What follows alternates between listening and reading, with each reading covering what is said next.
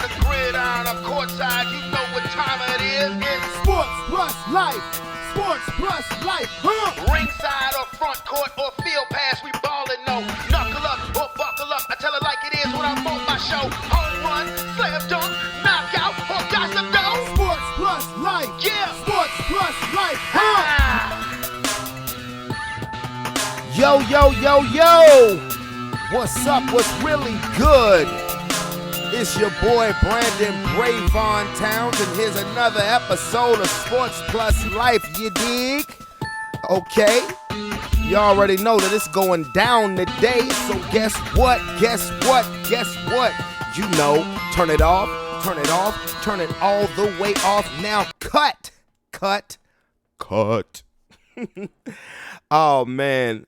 Please allow me to reintroduce myself. My name is Brandon Brevon Towns, and this is Sports Plus Life, that there sports podcast where we talk about all of the necessary things in sports as well as all of the necessary things in life. And sports and life have just been clashing on just such a scale, and that's generally the case, but it is clashing on a way where you're like, America is back, baby. And I'm about to get into that, but I hope everybody is doing good. Hope everybody is safe, doing well. It's a beautiful day here in the Richmond, VA. It is Tuesday, June the 1st, 2021. I mean, damn, let me tell you something. Word to the wise, if wise is not known from you yet, when you are grown, the time just goes bye, just like the NSYNC song. When you are grown, every year you're like, damn, it's June already? Damn, it's July already? Damn, it's about to be the end of the year? All the while, your ass is just continually getting older, but hopefully your ass is also continually getting better too, because I will tell somebody that in a heartbeat. I'll be like, bro, I'm not getting older, I'm getting better. Holla at your boy. You better ask somebody about me. You feel me? But anyway, yeah, I'm gonna get into that, and I'm gonna get into that is when I say America is back. So, you know, without further ado, let's get to it. Oh, beautiful, for spacious skies, for amber waves of cut that shit out. Please don't mind me. I mean, I like I said, I'm getting into this topic. America is back, baby. America is back. Why is it back? For sports related reasons. It's back because we have fans that are just acting so stupid. I mean, you're almost ready to say, you know what? We're going to just stick with playing these athletic events without having fans. You niggas are crazy. Because fans have always been crazy. I mean, you've always had your certain fans that'll go over the edge. I remember when the show first started, I covered a topic about a fan with Russell Westbrook in Utah. But man, I mean, since this pandemic, and a lot of you guys have been, a lot of us have been in the house for the last year and some change. Now, I've said this, not me. It hasn't affected my daily routine at all whatsoever. But I mean, you're talking about these fans who are just being dumb. I mean, they're just being straight up dumb. And why is America back? On the political level, and this was about a week ago, maybe 2 weeks ago, but we had politicians making dumb statements, and you have politicians that are making dumb statements, aka our vice president, Madam Vice President. You know, love you, and I love you, proud of you, but you and whoever that other person was that said that America's not a racist country, sweetie, you ain't been in the White House long enough to scratch your ass. So don't come out making a dumb statement. Like, don't spit in my face and tell me that it's raining, because that's just dumb. And the world of sports, with the way these fans are acting, is showing you how racist America actually really is. And they're doing it towards millionaire black men. And I'm being so serious, because all of these incidents involving fans and these attacks on athletes, they're all against prominent black athletes by Caucasian individuals. I'm not to, there you go, playing the race card, Pete. No, that's not it. Just look at it. Look at the evidence is there for yourself. The evidence is there for yourself. Like I said, now, did you guys watch Judge Joe Brown on Kwame Brown's YouTube page last week? Oh, nigga. When I tell you he nuked everybody, from Cardi B to Lizzo to Joe Biden to Kamala to J. Edgar Hoover. He nuked everybody. You talking about a dude that cares zero about what comes out of his mouth. I always heard that about Judge Joe Brown. Watched the show maybe once or twice, and it was strictly out of boredom. But this was a long time ago, but I didn't realize, bruh was that reckless with his tongue, and he really don't care. So you must be out of your goddamn mind. I say that because, like I said, America's back. America's back. We got the vice president and some other guy, I don't know if his name is Tim Scott, I don't know, saying that America's not a racist country. Brr? Really? What about the wiener? But then you have fans in stands. So where do we start off at? Philadelphia. Russell Westbrook was the end of game 2. Russell Westbrook had sprained his ankle and he's walking off the floor, and then you have a fan that's pours popcorn on Russell Westbrook as he's exiting the tunnel. Russell Westbrook tries to, bro really wanted to go into the stands. He wanted to pull the Ron Artest and say, anyone can get it, even fans in the stands. For real, that's incident number 1.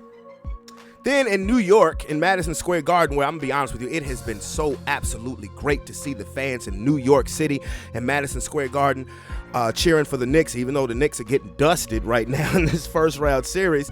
But it's been great to see. You look at these fans, you look at Rowdy, you see Spike, you see Tracy Morgan, you see 50 at the game. But then you see Trae Young is standing right in front of 50 Cent. Trae Young, the guard for the Atlanta Hawks.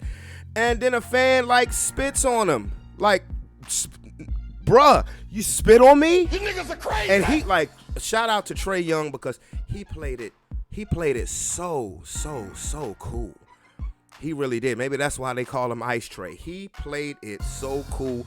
Bruh, you are better than me because you spit on me. That's the highest form of disrespect. I really want to come whoop your ass right now. Biatch. And then you go to Utah. You go to Utah where the Memphis Grizzlies were playing the Utah Jazz. Ja Morant, the point guard for Memphis, his family was at the game. And this is not unfamiliar with Utah because remember, like I said earlier, when I first started this show a couple years ago, I covered an incident where Russell Westbrook got into it with fans who were making racist remarks to him. So apparently the one of the fans tell Ja Morant's mother to shut the F up, B. Shut the fuck up, bitch. Okay, all right. And then somebody tells his father, and these are white people now, tells Ja Morant, father, that I'll put a quarter in your back and make you dance for me, boy. Bruh. Really? Really? I don't chuckle because the stuff is funny. I chuckle because it's so damn blatant, you kind of can't help but laugh because you're wow. And then, all right, last night in Washington, a fan ran onto the court and jumped up and touched the backboard, and the security tackled him. To me, that was the most harmless shit, I'm going to be honest with you. Because fans have always done stupid stuff like that. You watch a baseball game, you might see a fan running across the outfield before somebody tackles him. That stuff be hilarious. Like when Hank Aaron hit the home run to break Babe Ruth's home run record, you have a fan ran out there to shake his hand while he's rounding second base. So to me, this fan in Washington, he was just looking for attention. But he wasn't saying or doing anything offensive to the players. So, that's a big, huge difference there. But America's back. America's back. We're at arenas, no mask on. I'm assuming people have been vaccinated. That's what's up. And we're doing dumb shit. We're doing dumb shit. I mean, that's what it is.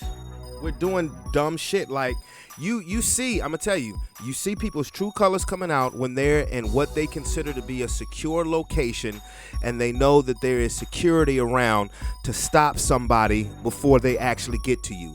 What do I mean by that? Okay. Do you actually think for 1 second that guy who threw popcorn on Russell Westbrook's head, do you actually think in real life he's coming up to him on the street and throwing popcorn on his head and not getting his ass stretched out? No. Do you think that the person who spit on Trae Young, do you think in real life, not in stadium life, do you think they're really gonna go up to Trae Young and spit on him in the street, in public? No. Do you think that you're gonna come up to Ja Morant's parents, first of all, to his mother, and say, fuck you, bitch? I mean, niggas die for that. You think, and then make a slave comment to his father. Do you think somebody's gonna run up to you in real life and do that and thinking that you won't get messed up? Bro, let me tell you something. That's how you see the mark of somebody's true colors coming out. And it's crazy because Russell Westbrook may look small on TV because of the size of his teammates. But if you run up on dude in real life, he's 6'3", about 200 pounds. That is not a small dude. Okay? That's not a small dude. Ja Morant may look small compared to Valanciunas, his 7-foot teammate, but you run up on a 6'5" dude, that ain't no small guy. That's no small dude. So it's easy to cuss at, throw popcorn, and do all this other stuff when you know that there's going to be security to stop the athlete from coming and whooping your ass. But y'all still think Ron Artest was crazy for the Malice in the Palace? I mean, what happens when keeping it real goes really, really wrong? And that ain't even keeping it real. That's keeping it real dumb. Okay, for real. And you just see, that's why I say America's back, man. America is back. I mean, it's so crazy because all of that stuff ties in. The vice president saying that America is not a racist country. And what you're seeing these athletes have to go through, unfortunately, at the expense of Caucasian fans. I'm just being real. I'm not trying to seem like I'm a racist or anything. It's on TV. It's on television for you to see. You can't, like I said, don't spit in my face and tell me it's raining. Biatch. To be honest with you. And it's the boldness of people really showing their true colors is something that really started in 2008 when Barack, of course, was president. And it got enhanced in 2016 when Sunkiss was president. And another reason why America is back is because our politicians that do what they do, they make these promises to, get your vote, to get elected, and then all of a sudden they hit the brakes on everything. What am I talking about? Well, of course, this is why I don't trust any politician, because the politicians are liars. Look, America is a used car, okay? America is like a used car that gets finely tuned up every 4 to 8 years, depending on the person that you like that's in charge of the vehicle. And these politicians, they're used car salesmen. They're used car salesmen trying to convince you of how they can keep this finely tuned vehicle in motion, that their ideas are the best to keep this finely tuned vehicle called America open. Now, we heard all of these things. Let's make ways for people of color and stuff like that from Joe Biden. Okay, that's all well and good. But has the George Floyd Policing Act been passed? Nope. What about the anti-lynching bill that was brought up like eons and eons and eons ago? No. And America is back because this is what Americans do, not just in politics, but in life. When something is not a priority to you, it gets pushed to the back burner. And things that are in the best interests of minorities and African American people consistently gets pushed to the back. It gets pushed to the back burner. But But all the while, we just had a COVID-19 anti-Asian terrorist act or whatever it is. Basically a bill saying don't beat up Asian people because you think they brought COVID-19 over to America. That got passed quickly, and I'm all well for that. And I don't have a problem with that because I think the attacks that have gone on Asians within the last year was stupid. I mean, and it was stupid. It was barbaric. But you see how quickly that bill got passed? You see how quickly. Yet, all the while, we're seeing policemen shoot unarmed black men and black women. And we brought up the notion of a George Floyd bill. But has that been passed yet? No. But boy, that COVID-19 Asian bill got passed quick as shit, didn't it? You know, just like I don't care. I don't want to ever hear anything about, well, we can't afford to give black people reparations. You can't. There's only about 40 million of us in the country, but we have had $3 trillion stimulus check bills passed in the last year. Like, come on, man. Don't spit in my face and tell me it's raining, bruh. Like I said, it's all about priority. What do you prioritize? Anybody, any human being, if you really want to do something, if you really want to accomplish something, if it is the top priority on your list, you will find a way to get it done. If it's something that's kind of, yeah, well, I'll look at that one day, then it gets pushed to the back burner. America is back, baby. America is back. The pandemic is almost over. People's true colors, which I mean, Lord, people's true colors came out last year during the pandemic, and but people's true colors is coming back in a public forum. No mass pandemic, almost over. Politicians dropping the ball already. Oops. This is America. Didn't I tell you, sports and life intertwined like a mother. For real. So it's just crazy. It's just crazy. When you think of what priorities, you know, the list of priorities that happen around us. This is why I actually laugh about it, because the stuff is actually I find things funny that maybe shouldn't be funny, but if you look at how things go in this climate, particularly in the world, how what the climate of this world is, you would be saying, I would be saying to everybody, why so serious? You know, but you know, it is what it is. It is what it is, and you know, you just try to make the best of everything, and you know, be decent, I guess. But yeah, that's how sports and life, particularly with this topic that I've done in my podcast, is just intertwined so brilliantly, because like I said, it all goes back to, you know, what was said a couple weeks ago by Vice President, and then you're seeing what's happening in the stands of these games, and then people want to get mad at Kyrie Irving for bringing up something about, hey, when I go play in Boston, I don't want to deal with the racist stuff, let's just keep it sports.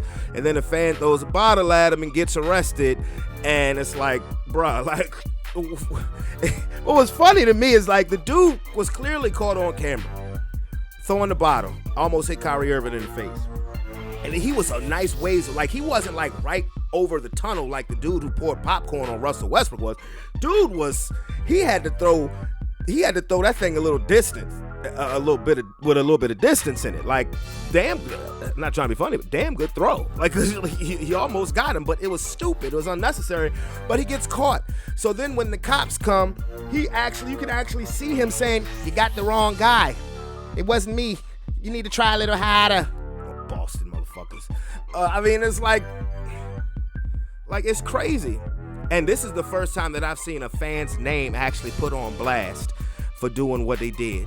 And it's crazy because it's a copycat world, because you got some people who will do that stuff, and I guess that dude is banned for life. And like the person at the Utah game, who was the people who were heckling John Morant's family, they're banned. But see, some of these people, you know, some of these people, they may only plan to come to one NBA game their entire life, so they really don't care. I mean, a lot of people would prefer watching a professional sports contest at a bar or at their home anyway. Like, look, I've been to 4 NFL games, all Philadelphia Eagle games, and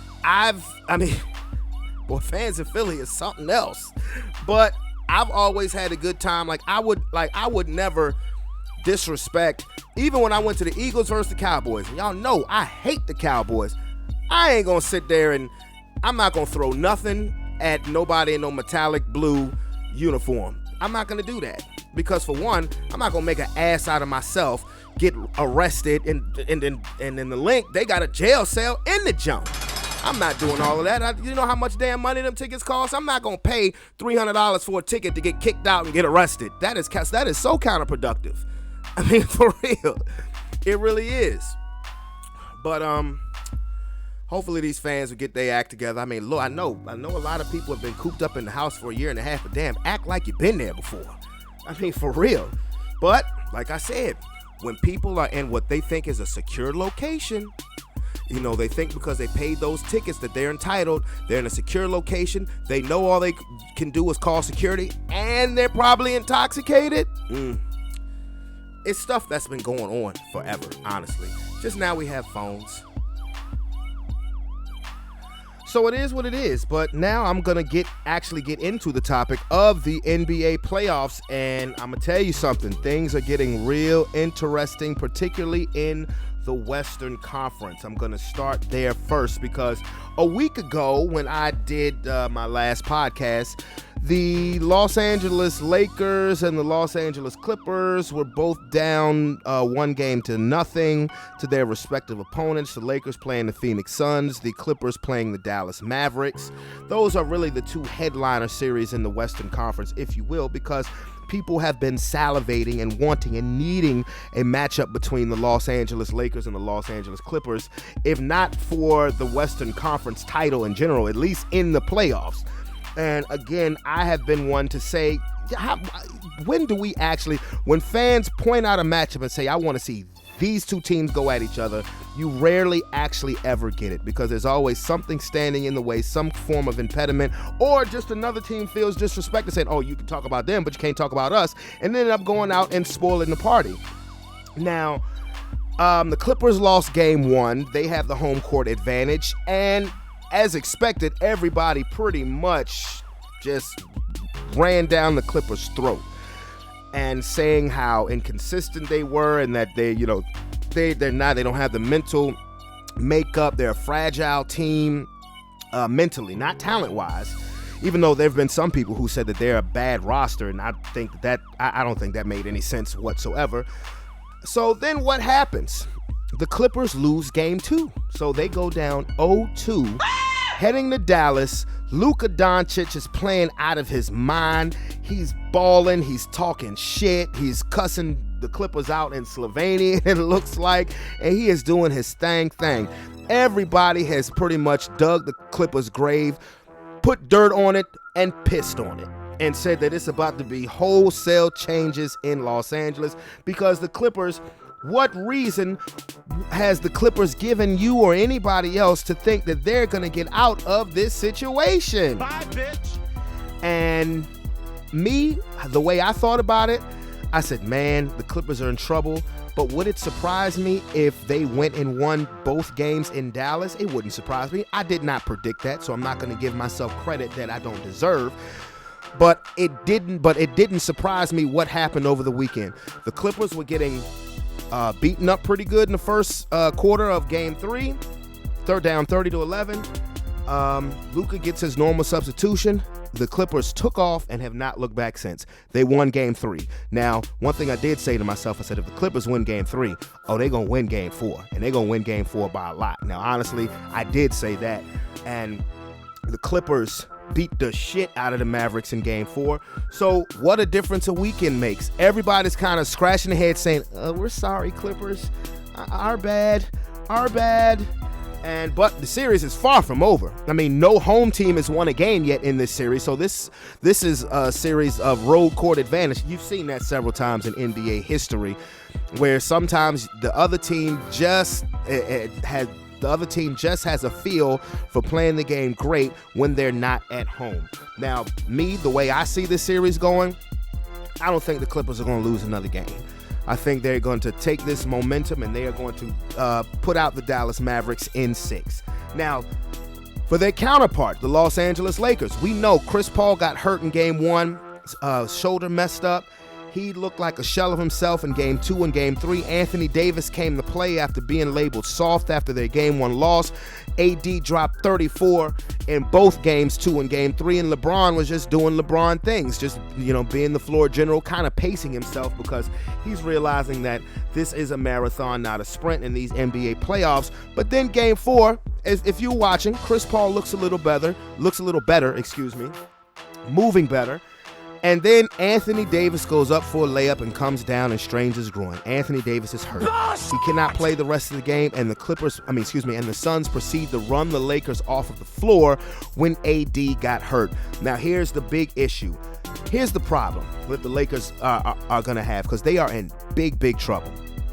What I'm hearing is, LeBron in the 2018 Cavs. Look, man, let me tell you something.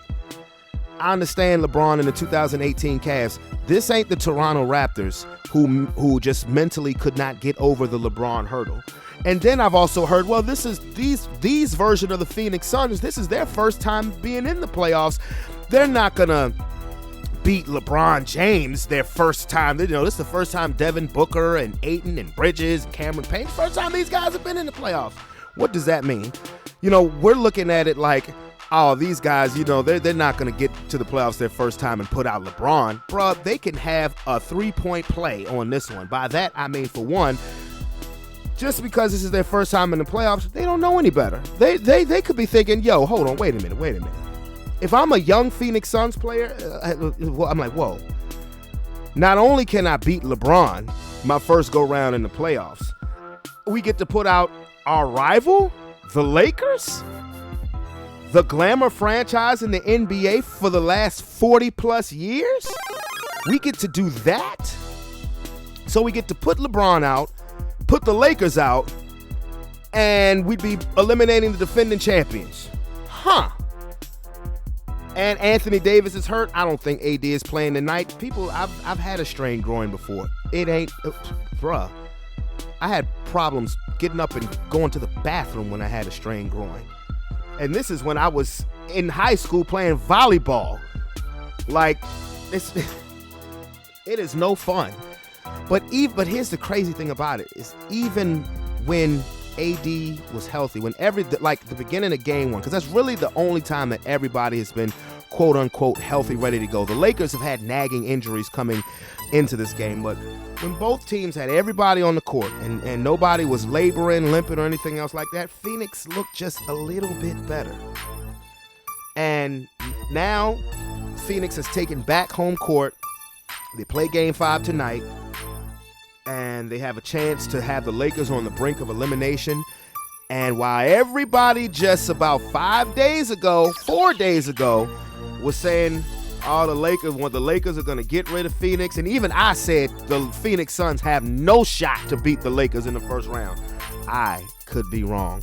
Everybody else could be wrong. Everybody was saying, this is going to be a cakewalk. Once this is the Lakers, this is going to be the Lakers' toughest test in the Western Conference because the Clippers are going to get put out.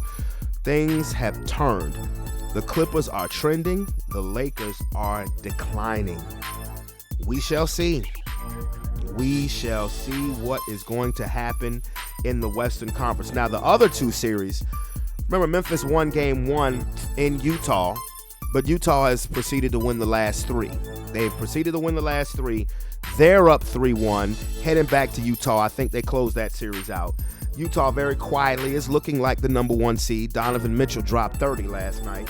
And then in the 3-6 matchup, Denver and Portland, they're deadlocked at 2. That series is going 7 games. And I think because Jamal Murray is not there, I think that Portland is going to win that series. Like, honestly, if Jamal Murray didn't get hurt, given the state of the Lakers right now and the up and down nature of the Los Angeles Clippers, I would have Denver coming out of the West if Jamal Murray wasn't hurt. But I can't. I mean, Capanzano, or however you say his last name, he's good. He ain't Jamal Murray. You know what I mean? He ain't Jamal Murray. So I think Portland is going to win that series. I do. Neither team really plays defense. I like Dame and CJ to pull that one out. Now, in the Eastern Conference, let's see. Last night, the Washington Wizards avoided elimination by beating the Philadelphia 76ers. Joel Embiid got hurt. They say he had a little bit of a knee sprain. I saw the play. I'm surprised he didn't have lower back problems as hard as he hit the ground. But I think the Sixers are going to be okay. They're going to beat Washington. I believe they'll finish them off with or without Embiid in Game 5. But if you're Philadelphia now, what you're kind of hoping for is your next opponent, which is the winner of the Knicks and the Hawks. And right now the Hawks are dragging the Knicks. You kind of want the Knicks you definitely want the Knicks to win Game 5. You want the Knicks to extend that series as much as humanly possible. If not even taking it all the way to a 7th game. Now, everybody is on Ben Simmons because he's shooting free throws absolutely horribly, and that's my pet peeve. Like, everybody keeps saying Ben Simmons needs to develop a jumper. Ben Simmons needs to develop a three-point shot. You know what? I was saying that too, but you know what? I can accept and I understand the type of player that Ben Simmons is. He just doesn't do that. He does everything else at an A+ level. But what I do need Ben Simmons to do is make your damn free throws. If you don't want to be a three-point shooter and a mid-range shooter, that's fine. But I at least need you to have some form of a shot from the free throw line down. Make your damn free throws. I wouldn't be mad at anything else that Ben Simmons does because he's like a lockdown corner. He's like Champ Bailey in his prime when it comes to defense. He should win Defensive Player of the Year. Rudy Gobert should not win Defensive Player of the Year because Ben Simmons can cover positions 1 through 5. That is unique. That is rare. But as far as his jump shot goes, all I need you to do, my nig, is make your free throws. Make your free throws. You don't have to be a three-point shooter. You don't have to be a mid-range shooter. But I need some form of consistency with a shot from the free throw line down. That's it. But like I said, Philadelphia is going to be fine. Now, you know, if you see the Atlanta Hawks in the second round, which that's what it's looking like, it's going to be a little tougher than expected. I'm going to tell you that right now. Because, I was drinking the Knicks Kool-Aid and saying, oh, man, New York is going to beat Atlanta, I forgot why Atlanta had such high expectations coming into the season and why their coach got fired because they were underachieving. Atlanta's got some players, man. I mean, I knew about Trae Young, of course. Then you got my man DeAndre Hunter out of UVA on the national championship team. John Collins, he's good. Danilo Gallinari, they have him coming off of the bench. Clint Capella, they can play, man. Boran Bogdanovic, remember the Bucks tried to get him in free agency, but they screwed that one up. The Hawks got some players, man. They have got some players, and they need to extend. They need to stop bullshitting and give Nate McMillan the long-term deal because since he's been the coach, the Hawks have taken off. They have taken off. They were dead in the toilet before they assigned Nate McMillan the quote-unquote interim coaching tag. He's earned the extension. And the Knicks, as far as the Knicks go, you kind of reset expectations when you finish top 4. But, I mean, all in all, it would be a successful season for the Knicks. Julius Randle is saying pump the brakes. We ain't done yet. That's the right attitude to have. But when I watch the Knicks play, it's a struggle. It's hard to watch. Now, what I've loved most about the Knicks is the resurrection of Derrick Rose, because Derrick Rose has turned back into an all-star. And people are acting like Derrick Rose, 32-year-old Derrick Rose, if he's your best player, oh, God, you're in trouble. Oh, really? I understand this was 10 years ago, but Derrick Rose was an MVP. He's a former league MVP. He's gone through some injuries, but obviously, clearly, he can play on an all-star level. Might not be at the superstar level that he was when he won MVP, but he can still clearly play at an all-star level. Julius Randle, he's got to play better. To me, I've never been sold on RJ Barrett. That's just me. I think if RJ Barrett had went to, if RJ Barrett didn't go to Duke, I don't see him as being the number 3 overall pick. Might have been a first rounder, but I could see him mid to late first round. Let's say RJ Barrett played for Florida State, or for real, or if he played for some team in let's say he played for I don't know, Washington, the University of Washington, or if he played for like Colorado or somewhere like that, and something that's not a big market college basketball team, because I've never been high on RJ Barrett. I just haven't. I mean, he was I guess a good wingman to Zion and Duke, but I mean, they've all got to play better. It's exciting to see Madison Square Garden alive come playoff time. So, I mean, hopefully the Knicks can extend the series. Hopefully. And now, the Milwaukee Bucks have looked like the best team in the damn playoffs right now. Okay? They had a rematch with the Miami Heat. Now remember, in the bubble last year, Miami dragged Milwaukee, took them out in 5 games. I mean, that bubble was really something special. It really was something special, because I'm watching Miami like, y'all went to the finals last year? And I am a Jimmy Butler fan. But the most important game to me in that series was game 1. And that turned out to be the best game of the series. That game went to overtime. Milwaukee won by 2 points. Chris Middleton hit a game-winning shot. But the rest of the series, oh my God. And why that was important to me, it was important for Milwaukee because, if you lose game 1 and you lose home court, doubt may creep into your mind from last year. But after game 1, Milwaukee just destroyed Miami.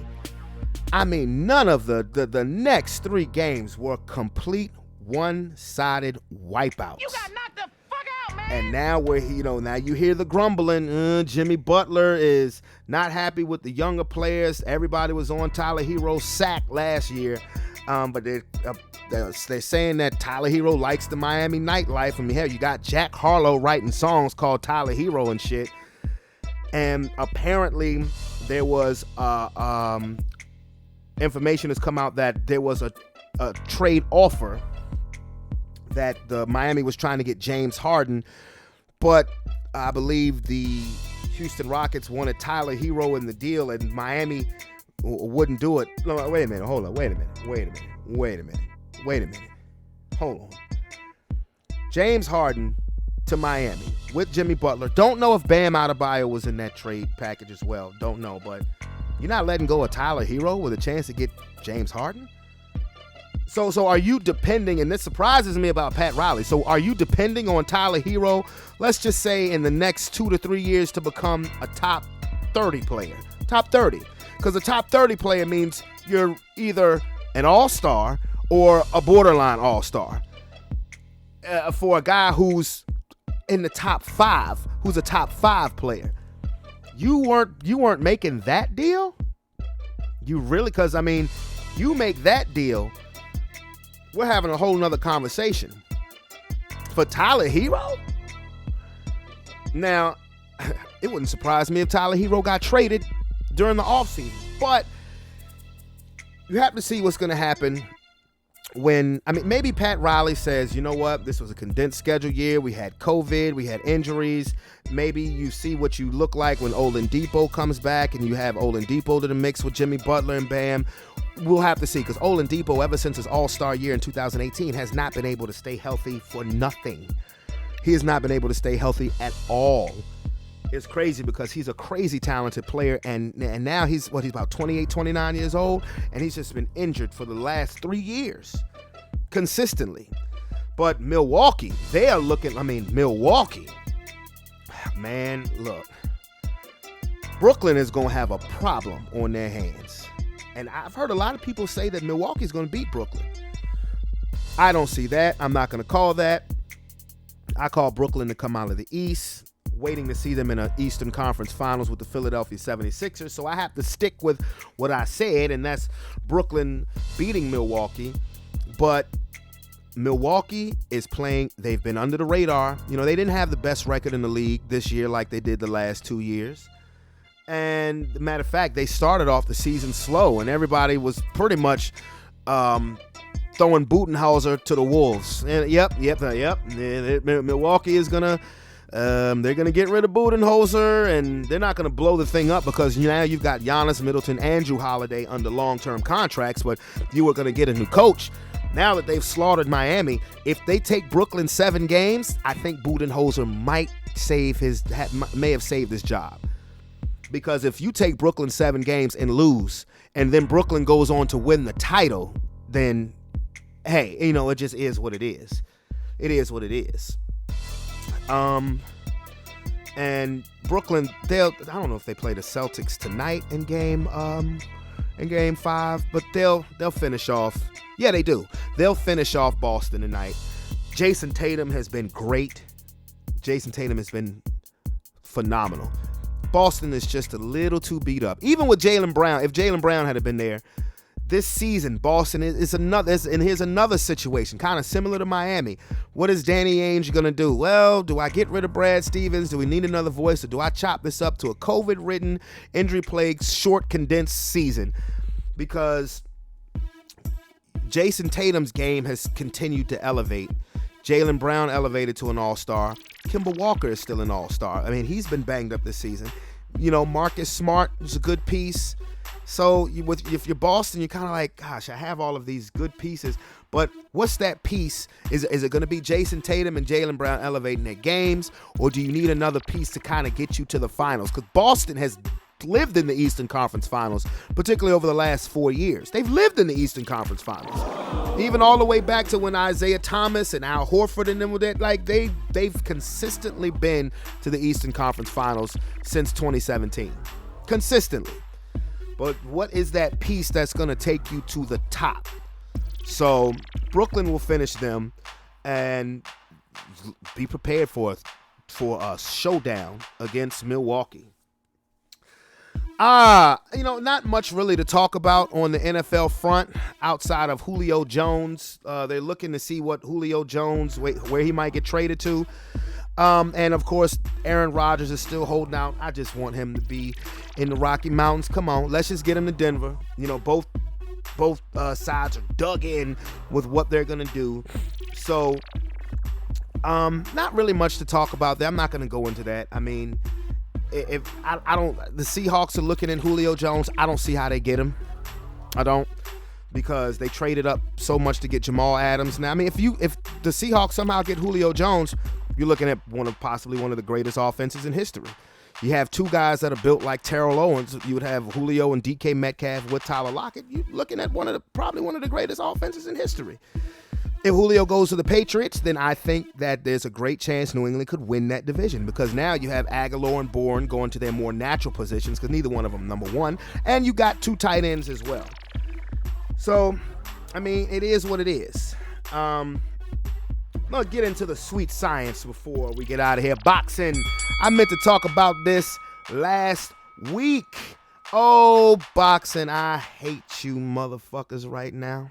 I do, because you're going to get all my money. Not all my money, but you're going to get my money through the summertime. You are. You got pay-per-view events. Excellent. This month, next month, and August. I hate you, because you know I have to watch you. I mean, now, I was not going to get this Floyd Mayweather-Logan Paul fight. I wasn't. But really what intrigues me, and I did just order it today, what really intrigues me, and not that much neither. You know, you figure Floyd Mayweather $100 fight? No, just $50. So cool beans. And it's on a Sunday, so I don't have to rush home from work since they changed my schedule. I can actually chill that day. So, I mean, cool beans. But what really intrigues me about this fight card is actually the undercard fights. Not even the Chad Johnson fighting a bare knuckle fighter in a 4-round fight. That's entertaining. He's been training with the Charlo brothers and whatnot. That's entertaining. That should be fun to see. But You have Jarrett Hurd fighting. He's a good fighter. Junior middleweight. Then you have John Pascal and Badu Jack fighting for a title, light heavyweight. That's interesting. That's very interesting to me. Before you get to Floyd Mayweather and Logan Paul, because when I first heard that, I'm like, okay, circus, I don't want to waste my money. But then when like I said, I saw the undercards and I'm like, not bad. Not bad. I mean, like when Mike Tyson fought Roy Jones, the undercard fight was actually very, very entertaining. They really were. So that's June. Excuse me. Allow me to take a shit right quick.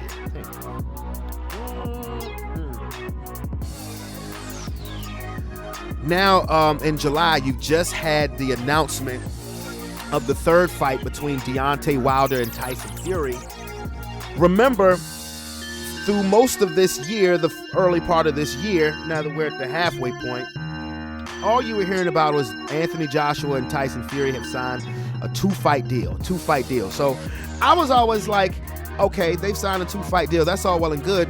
But before the pandemic, wasn't Wilder and Fury supposed to have their third fight? Because, of course, neither one has fought since last February when Tyson Fury absolutely dominated Deontay Wilder, sending him to his first career professional loss.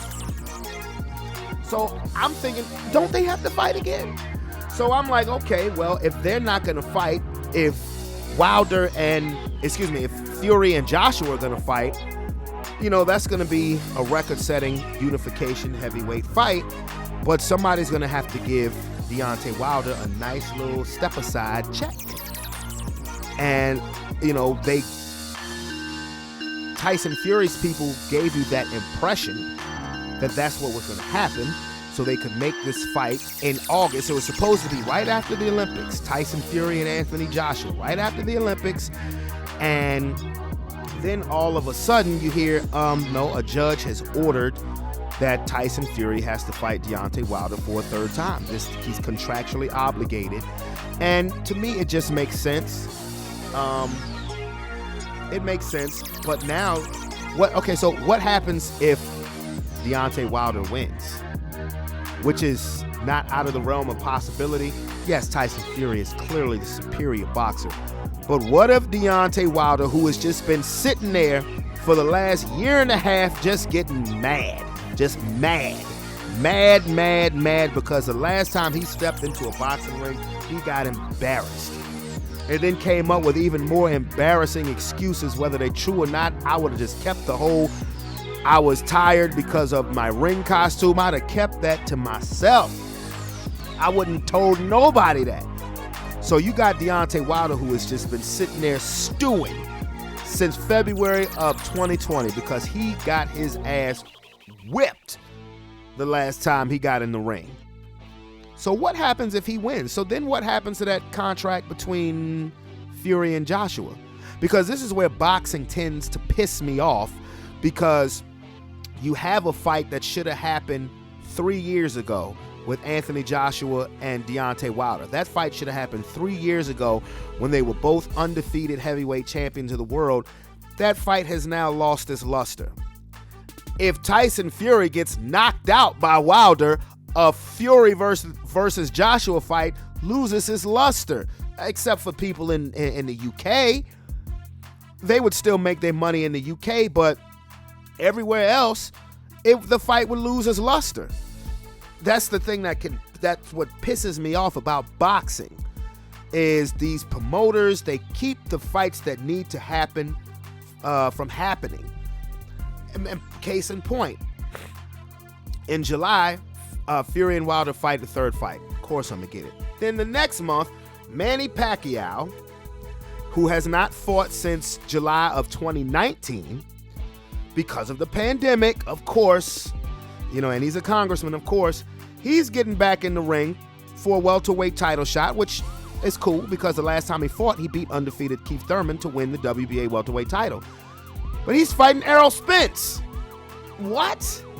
And at first, the rumors were he was going to fight Terrence Crawford, which to me is stylistically a better matchup because Errol Spence is like a middleweight.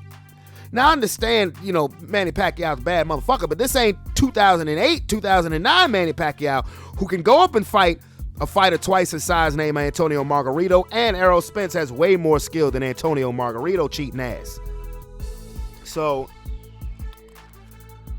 I mean, I'm definitely intrigued in that because Pacquiao is my guy, but Errol Spence needs to be fighting Terrence Crawford. That's the fight that needs to happen. Spence and Crawford. This is another fight where you're playing Russian roulette, where you have two undefeated welterweights in their prime, haven't had a scenario that sweet since Tommy Hearns and Ray Leonard, their first fight back in the early 80s. Mayweather and Pacquiao wasn't as sweet of a draw, of course, for the fame, but that's a fight that happened 5 years too late. And both of them weren't in their prime anymore. I mean, the name sold the fight because it's the fight everybody wanted to see. But it was 5 years too late.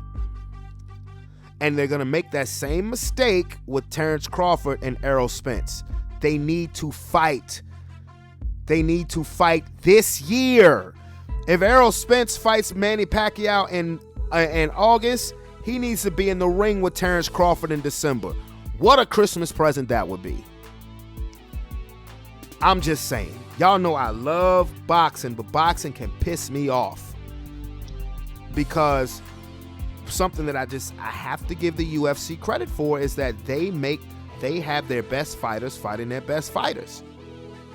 And now I'm just reading that Jake Paul is fighting another UFC guy. I don't give a damn. I don't care. If Jake Paul, who just got a deal with Showtime, whatever, I could care less. You put Jake Paul in the ring with a real boxer, he's getting his ass stretched out. He is getting stretched. And what's it say? He's to fight UFC champ Woodley. I don't care, man. Come on, man. Put him in the review and put him in the ring with somebody from the UFC. Put him in the ring with dude who just knocked out Masvidal, the Nigerian dude. Now put him in the ring with that dude. I would actually pay to see that shit. But he's fighting Tyron Woodley. Who cares? Who cares? You're gonna fight a dude that's 40 years old and is not even a boxer? Come on, man. He's a clown. He is a clown. But with that being said, where the buzzer, where the buzzer, where the buzzer. Okay. This is the 130th episode of Sports Plus Life, man. I tell you, I guess I just been kind of knocking them out. I know when I first started, I would do 2 episodes a week. And, schedules changed, and I just do 1 per week. Maybe I'll get back to doing 2, but it is what it is. But again, it's a beautiful day. If you're not at work, I hope you are enjoying yourself. And if you are at work, I hope you're enjoying yourself at work, if that's if that's possible. And of course, if you are not a member of the Sports Plus Life family, definitely hit that subscription button to my YouTube page, Brevon Towns, and you're not just going to find Sports Plus Life. You're going to find playlists, DJ Brave Easy playlists. You're going to find music that I've done over the years. I have two albums on there, Brevon R&B Crunk 2, and the one I just put out a year ago, All Around. So, definitely get at your boy. But again, I hope everybody is good. I hope everybody is safe. I feel like we almost out of this pandemic, and hopefully America can be back for the right reason. But if America is back for the right reason, that would be like the title of Ludacris's first album, Back for the First Time. But anyway, it's your boy Brandon Brevon Towns. I will be back at y'all next week. I'm out this bitch. Peace.